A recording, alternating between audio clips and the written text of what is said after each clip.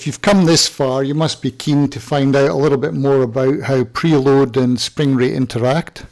And so I'm going to expand on my previous video, which I think video 39, and just show you a little bit more about how spring rate and preload can interact to get your correct sag, etc., and how the bike works better. So in the previous video, I covered the ProCycle deflection data. ProCycle were really good. They gave a full measurement of wheel movement versus shock movement. That was extremely helpful.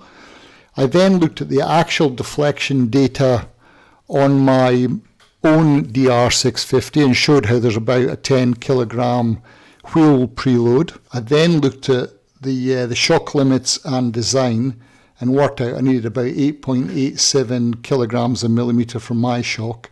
I've since found out you can actually get shocks in half kilogram sizes as well, and so probably an 8.5 to a 9 would be the right size for my bike.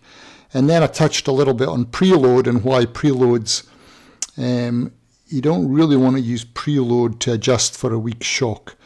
And in my graph I showed how as you increase preload, it basically takes away that soft start part of your shock, and it makes the ride harsher and harsher because it's keeping your, it won't let your wheel move or your shock move until that force is overcome.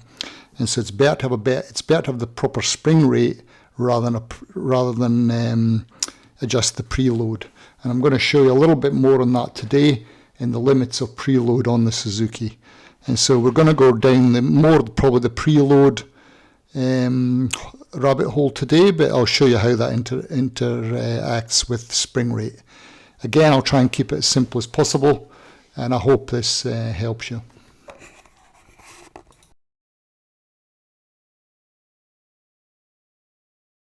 The other limiting factor on shocks, which you never actually usually get to, is if the shock collapses, i.e. if you compress that shock right down to its springs.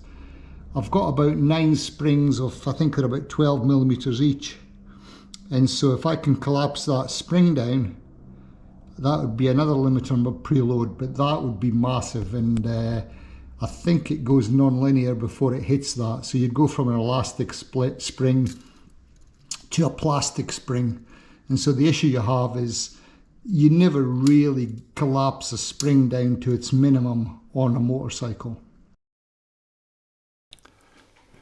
So the first two limitations on preload is if I could wind my spring down till it was completely closed and become a solid spring, that would be the maximum preload. Now that would give me basically a rigid tail. So this is a theoretical discussion. So if I could give the bike a rigid tail by screwing the spring all the way down, the preload's about 935 kilograms and 500 at the rear wheel.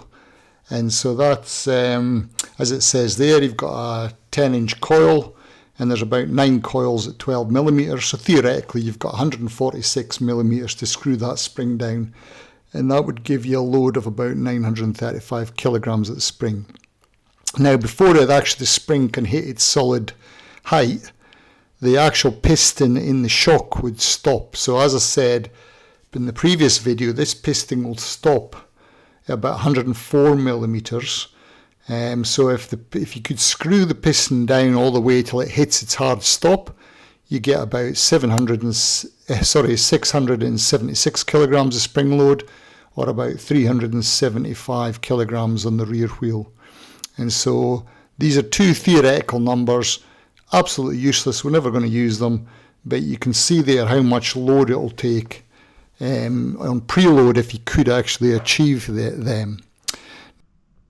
So here's another limiting factor on preload. You might be able to see in there's a threaded portion of the shock and an unthreaded portion, and the remaining threaded portion beneath the current ring is about 25 millimeters. I haven't got that exact, but it's near enough 25 millimeters. So what you've got is my shock has just got a tiny preload on it, and I previously showed it was about 10 inches long. So that means that this shock has hardly got any preload at all apart from the locking ring just to stop it rattling about. and then I've got about 25 millimeters below the that adjustment ring, and then the locking ring on top. So if I screwed it right down by 25 millimeters, that would give me my absolute maximum preload on this bike. This one here is the Suzuki service manual. They give you a 15 millimeter preload maximum, and so if you convert 15 millimeters to load, it's 97 on the rear shock and 54 kilograms on the rear wheel, and that's so that's the maximum Suzuki engineers want you to set. So we've calculated 4 numbers here, and the first 3 are just purely theoretical, just to show you how things change. So the first one's a theoretical solid spring. So if you could turn your Suzuki into a hardtail by completely screwing the solid spring down, you'd have a 935 kilogram preload. If you could screw it down so you have equivalent of the shock bottom out, it takes about 676 kilograms to bottom that shock out. And then if you use the 25 millimeter thread on the top of that's left on the preload, you can put about 162 kilograms on it.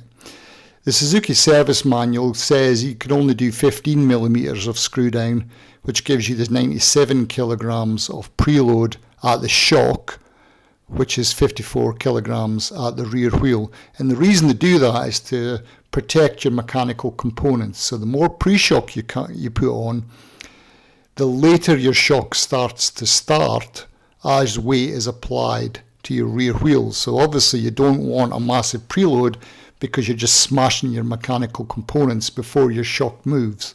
And so it's better to have the lowest preload you can get away with. And as I said, I like 0 preload, so your shock works from its initial starting point right through its range. But that takes selection of the correct spring. And so let's go to the graphs now. I'll show you how that preload can affect how your spring works, and we can take a look at that further.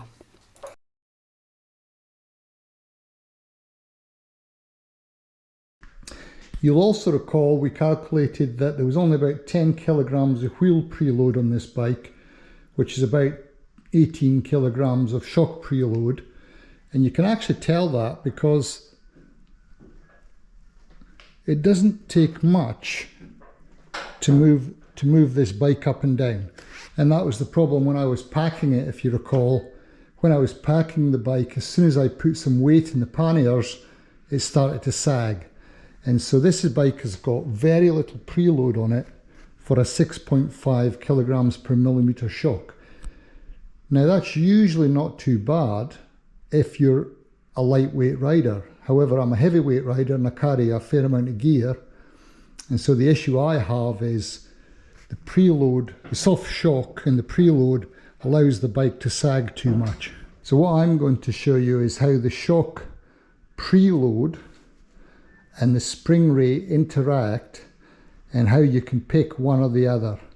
Now the ideal is not to have any preload, so your shock can work from the very top of its function to the very bottom.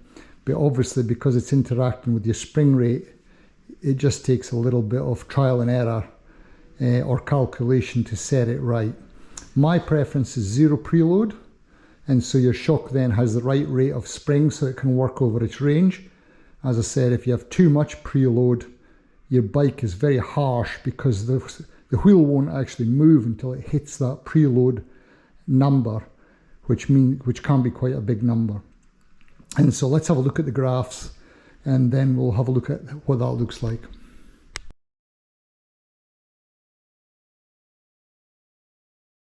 This is the graph I showed you in video 39.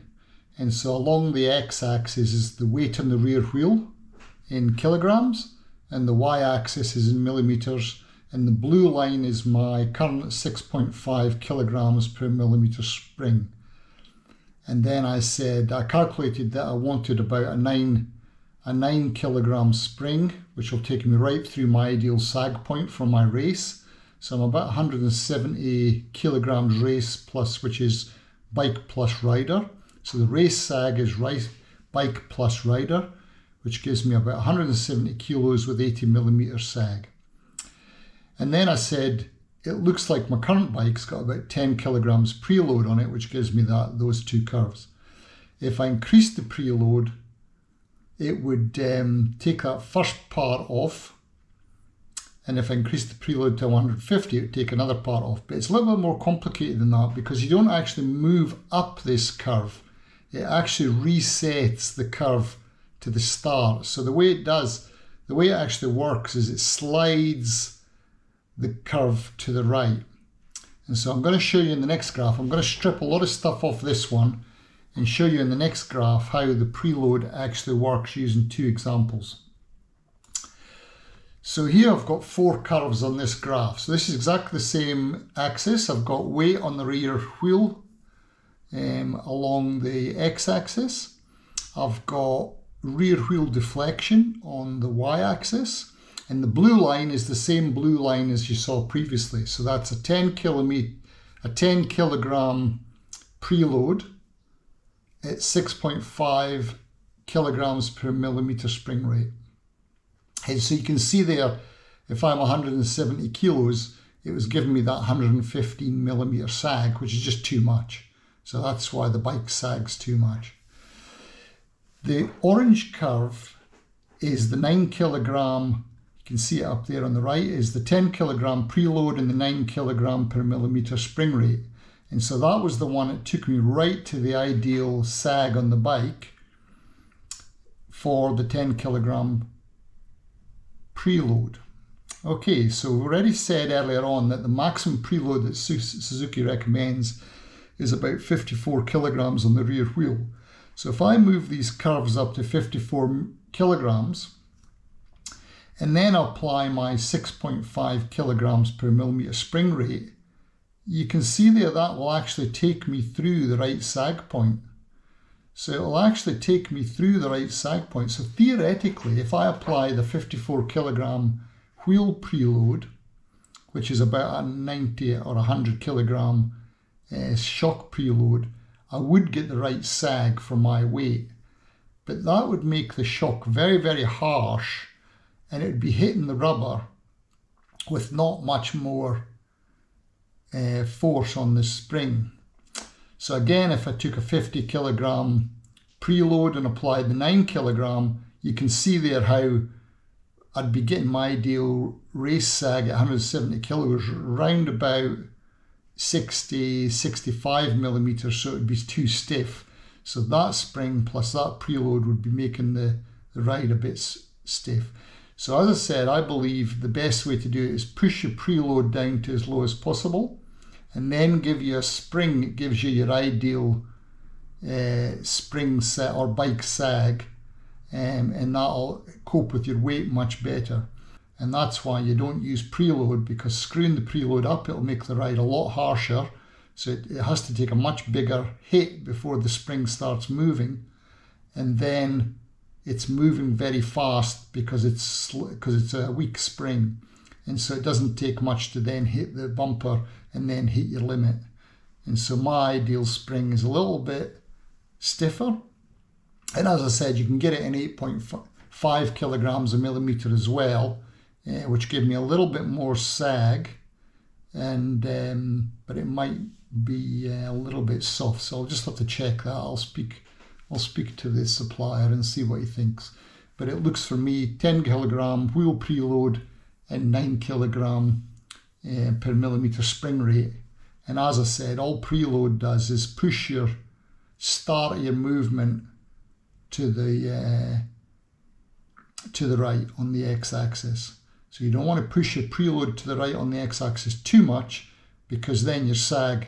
So for example, I could set my sag to be 0, theoretically. So I need 170 kilos. So if I set my sag to 100, if I set my preload to 170 kilos, I would have 0 sag.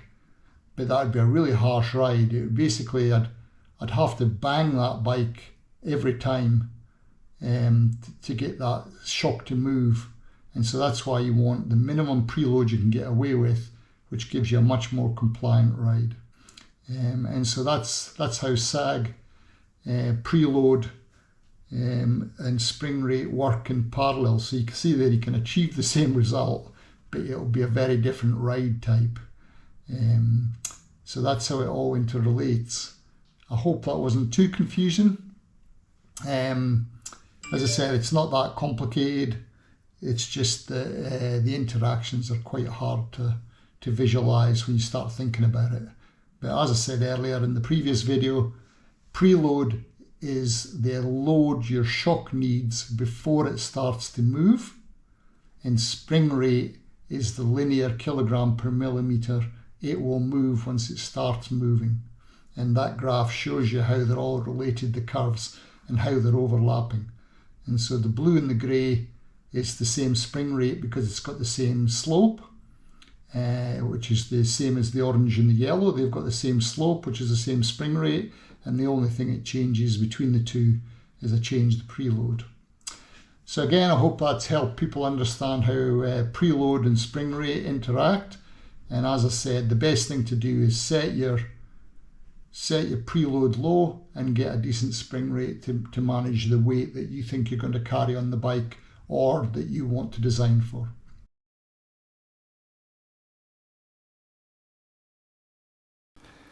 So here's the spring rate calculation updated if you want to vary preload. So you take your design weight on the rear wheel, so I showed you how to do that in the previous video. So work out what design weight you think your rear wheel is going to carry. Work out what spring preload you'd like, and as I said, keep it as low as possible, I believe. And then work out what sort of spring rate you want. So I've got a ideals rider weight or race sag, which is your bike plus your rider of about 170 kilos, times 1.8, minus 20 kilos for your preload, divided by a third of your spring movement, and that gives me about 8.81 kilograms per millimeter. And so I'd be looking for a spring somewhere between 8.5 and 9 kilograms a millimeter. The issue you have is if you go too soft, my sag will be too big, but if I go too big, then I need the bike ride will be a bit harder. So you're probably better going slightly soft, to be honest, if you're riding more by yourself. And if you're riding more with your touring gear, you're probably better going quite hard. So speak to your specialist about it to see what they think. As I said, I'm going to have a chat with my supplier and see what they think about the spring rate, and we'll take it from there. Thanks very much for watching.